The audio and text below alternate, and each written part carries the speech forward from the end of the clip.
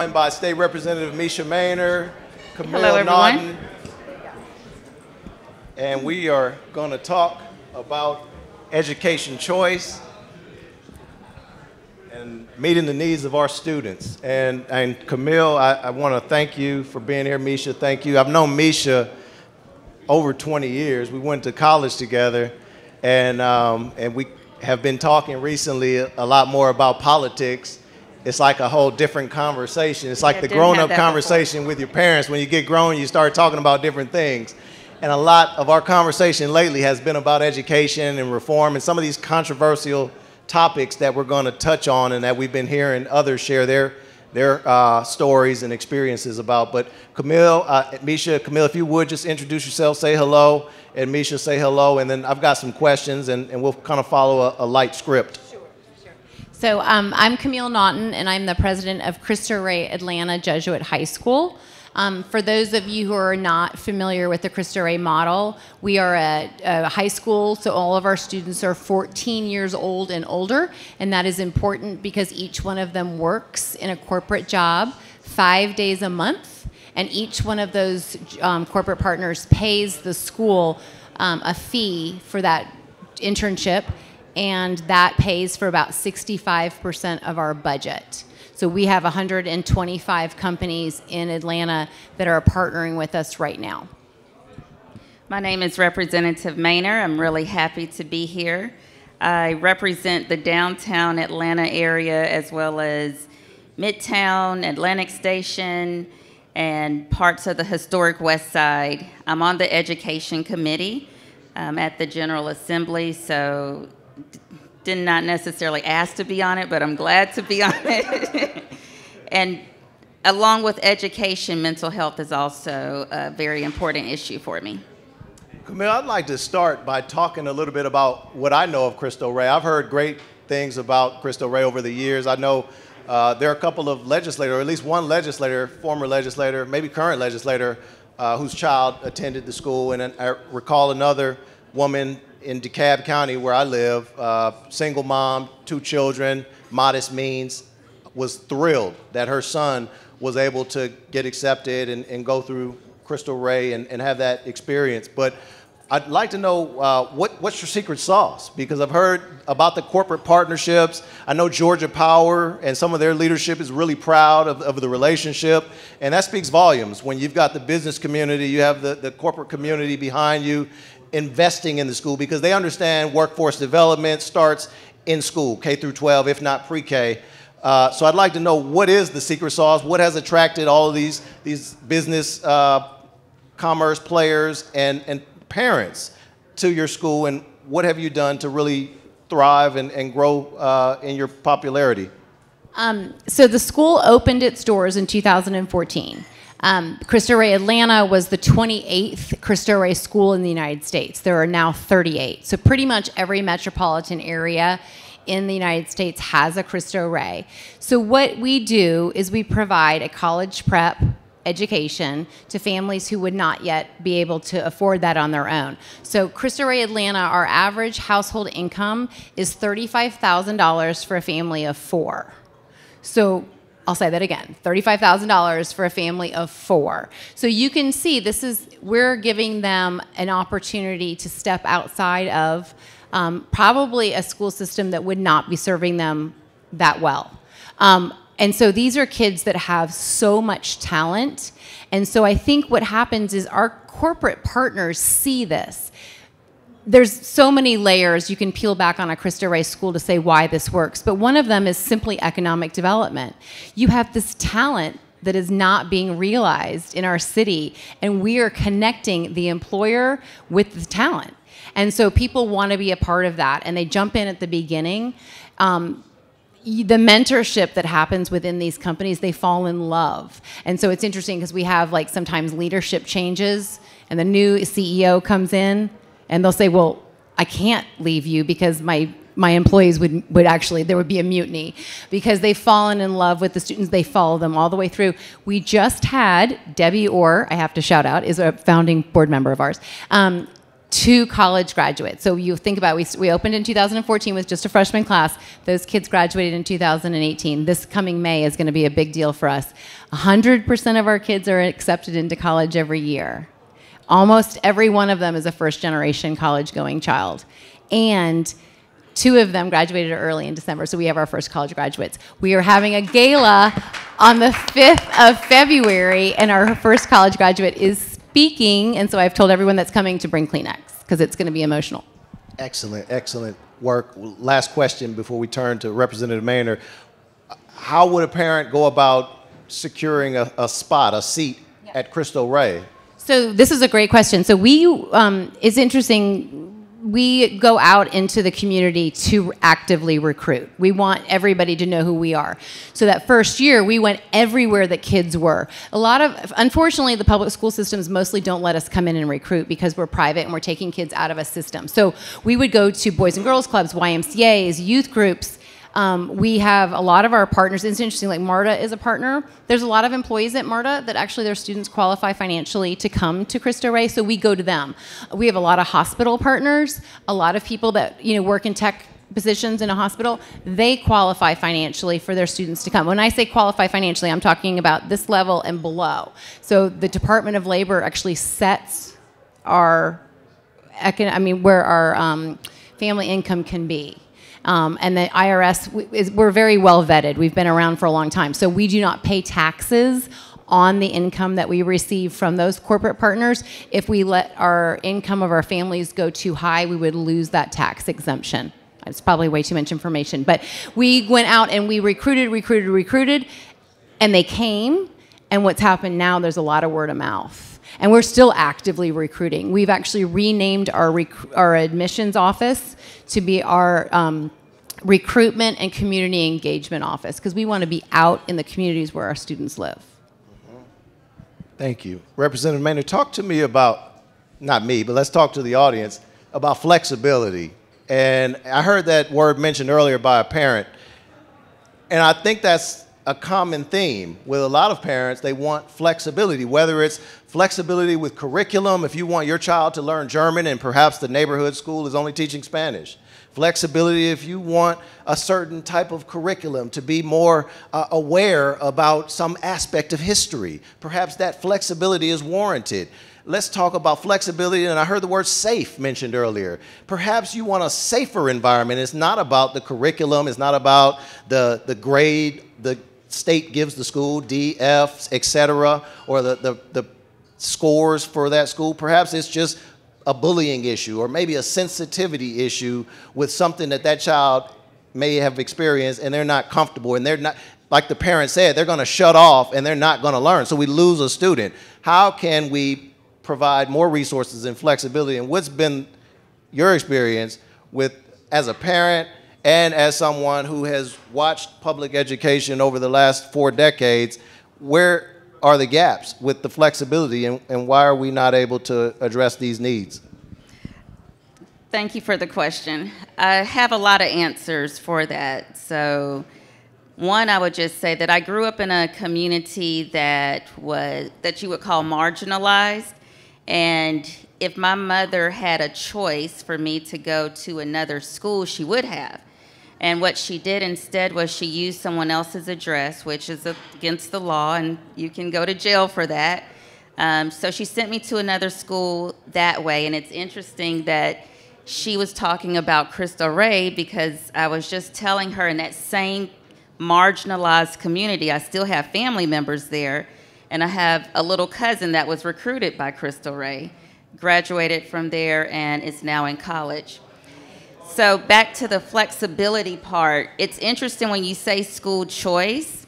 I think there are really 2 different choices, because a parent that has resources, they have a different choice that they need, right? And then you have a parent that has no choice, they need a choice. So I think that's one thing that the conversation needs to kind of work around, because there are 2 different people that need choices.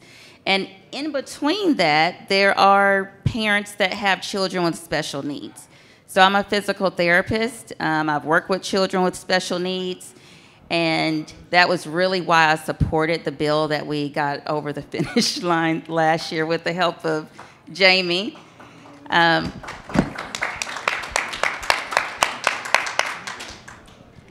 So from a legislative perspective, we just need to make sure that as we're reading the bills, we're paying attention to the details, because it is always in the details from my perspective, and making sure that there are no gaps. So when I went through the bill with Jamie, I mean, we went line by line and really deciphered what was going to be the best thing for children with special needs. Good, good. And Camille, to that special needs bill, how many children at Cristo Rey are part of the Georgia Special Needs Program or the tax scholarship program? Well, two different answers. The first one is on paper 0 as far as special needs, but the fact is that most of our students do have some needs, but there's no IEP that's ever been done. So we do that with them when they get to us. The second is 100% of our kids are using the tax credit program. How do you bridge? Give me an example of your tuition, just ballpark. 10,000, 20,000, 30,000 per year? So we don't call it tuition, we call it cost to educate, and it's about $15,000 to $16,000 a year. Okay. Our average family contributes, all of our families pay, but our average family contributes $650 a year. Okay. So you can see there's a gap. Gotcha. And have you found that some of the families don't have the means to pay and make that contribution? And what can we, and maybe not, it's not a Cristo Rey issue, what can we as a collective, as a community, as leaders do to bridge that gap? What could be done for some of the students that are being lost because they can't make up the difference between what's available and the scholarship? I love that softball question. That was great. So I think because we have so many legislators here, I will advocate for increasing the cap on the private school tax legislation. So right now, this year, the law changed and it allowed for pass-through entities to contribute 75%. So typically, we would get about $800,000 a year designated to Cristo Rey in, diverted tax obligation. And this year it was $2.85 million. Wow. Really good. That's called a game changer. Great. Yeah. Excellent. Representative Mainor, I remember as a legislator, I was in favor of school choice, supported the charter school constitutional amendment Butch spoke about, and some other things that created some hostility, I should say, with folks in the education community. Will talked about their interest groups that have a focus sometimes, and you may speak about equity and opportunities and flexibility for parents, and someone from a different perspective may see that as a threat, as some type of infringement upon money or a pool of money, a pot of money, a budget that they depend on. How do you balance the two? Because I know there's a lot of political pressure that may not always be in the spirit of doing the right thing for children, but it could be in the spirit of protecting political interests. How have you, as a Democrat, and I know it's painful sometimes, as a Democrat, when there's a traditional alliance and a history with teachers organizations that are anti-special needs scholarship or anti-charter schools or anti the education savings account that would be available to many parents who are looking for alternatives? How do you manage the struggles and the challenges, and how have you continued to be able to reach your children, the children in your community, and the parents in the communities you serve, and stay with the focus being about the children and their needs? So you saw how difficult that was for him to even ask me the question? That's how difficult the answer is. Well, they gave me the 10-minute sign. I had to like load up the question. So I'll tell you this.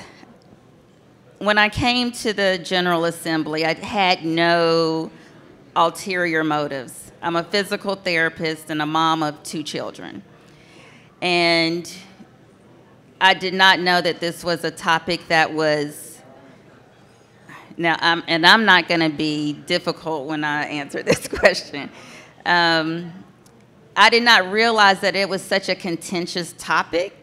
And right now, we're doing a lot of mental health awareness, right? And so in Georgia, and I'm going to circle back to this, in Georgia, suicide is the #1 cause of death for children. And if we could reach one single child, wouldn't that make a lot of difference? And so with that same thought process, with children in school, who's to say, I think it's wrong to say that that one child is irrelevant.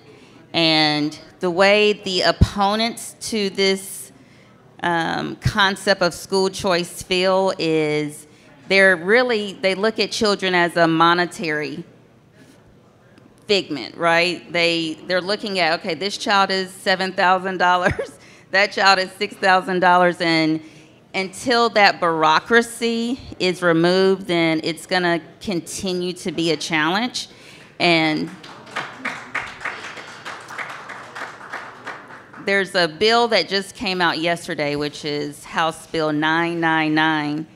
And I don't necessarily agree with everything in the bill, but just like the special needs scholarship bill, I did not believe in everything in that bill either. But that's when advocates come to you and you have a good conversation and then you compromise. And that's how a bill gets passed that's impactful for children. 999. I didn't agree with everything Herman Cain said either.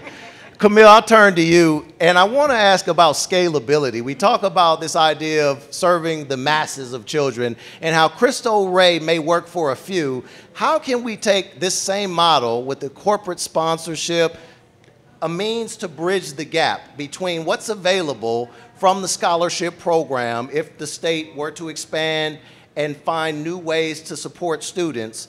How can we bridge the gap? Is it the corporate partnership for other schools? Maybe not Cristo Rey, or perhaps Cristo Rey Atlanta could expand. What's the scalable solution, and how could the state tailor legislation to support that? I think, like, for Cristo Rey, Cristo Rey could get a little bit bigger. I don't know that the city of Atlanta could actually support a second Cristo Rey school. Chicago has 3, New York has 2, there's one in San Francisco, one in Oakland, but there's not that many cities that can do that. We have tapped the corporate community pretty heavily. And so, but I do think that we could slightly get maybe bigger, and I think that we could open it up to actually people who have lower income. But I do think that other schools that exist right now have an opportunity to diversify their populations depending on the state, the funding that comes to them through the SSO program. So I do think that there's a lot of the schools that exist in Atlanta already that have a very, very small number of students that are diverse. And when I mean diverse, I don't mean like racially diverse, I mean economically diverse. You've got to reach into, it's so good for everybody. Because you don't want, I mean, I think it's, I would not want my own children to go to school with everybody that was just like them. So I think it's really good for all of us to know people from different areas. And so I think that that would be my charge to those schools is don't bank it for endowment, use it. Thank you so much, and I appreciate the attention and the panelists here. We've been instructed that our panel is concluding. Any last thoughts? We may have some time for closing remarks. Mesha, anything? I would just say that she made a good point at the very end that diversity is not just about someone's color. It is the socioeconomic piece to it, too. And I moved to Sandy Springs at one point because that's where the best schools were.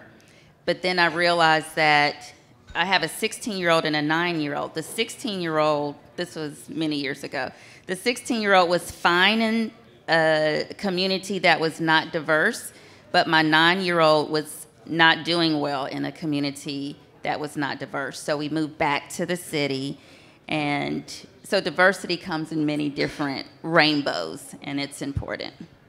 Thank you for that. And I think options as well. The traditional school might work great for someone, and Cristo Rey might be the right solution and the best fit for another. And we want to serve all of the children. I mean, that's what choice is. We need to give our parents lots of options, and so, and I think that's what we're doing here tonight. So.